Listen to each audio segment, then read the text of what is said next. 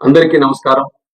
అయ్యప్ప స్వామి భక్తులు ముఖ్యంగా మన దక్షిణాది రాష్ట్రాల నుండి ఈ సమయంలో పెద్ద ఎత్తున మాల ధరించి పవిత్ర దీక్ష చేపట్టి శబరిమల వెళ్లి ఆ స్వామి వారిని దర్శనం చేసుకుంటారు.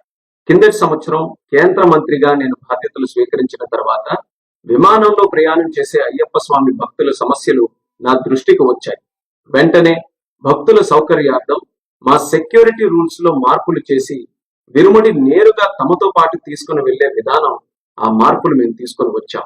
ఈ సంవత్సరం కూడా అదే విధంగా అయ్యప్ప స్వామి భక్తులు ప్రయాణం చేసేటప్పుడు వాళ్ళ తాలూకా విరుముడి నేరుగా వాళ్ళతో పాటే ఫ్లైట్ లో తీసుకొని వెళ్లేటటువంటి సౌకర్యం మేము కల్పిస్తున్నాం. ఇది తక్షణం ఈ రోజు నుండి జనవరి 20 తేదీ వరకు అమల్లో ఉంటుంది. అంటే మండలం నుంచి మకర విలక్కు కాలం వరకు కూడా ఈ సౌకర్యం అయ్యప్ప స్వామి భక్తుల్ని దృష్టిలో పెట్టుకొని కల్పించడం జరుగుతుంది.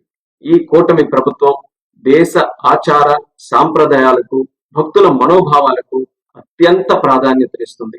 అందుకే ఎవరికి ఇబ్బంది కలగకుండా ఉండాలనే ఆలోచనతో భద్రతా నియమాలు పాటిస్తూ మా మినిస్ట్రీ ఆఫ్ సివిల్ ఏవియేషన్ ద్వారా ఈ నిర్ణయం మేము తీసుకున్నాం. దీన్ని భక్తులందరూ కూడా సద్వినియోగం చేసుకుంటారని, మీ అయ్యప్ప స్వామి దీక్ష విజయవంతంగా జరగాలని, స్వామి తాలూకు ఆశీస్సులు పొంది అందరికీ కూడా మంచి జరగాలని ఈ సందర్భంగా కోరుకుంటున్నాను. నమస్కారం. ఓం స్వామియే శరణమయ్యప్ప.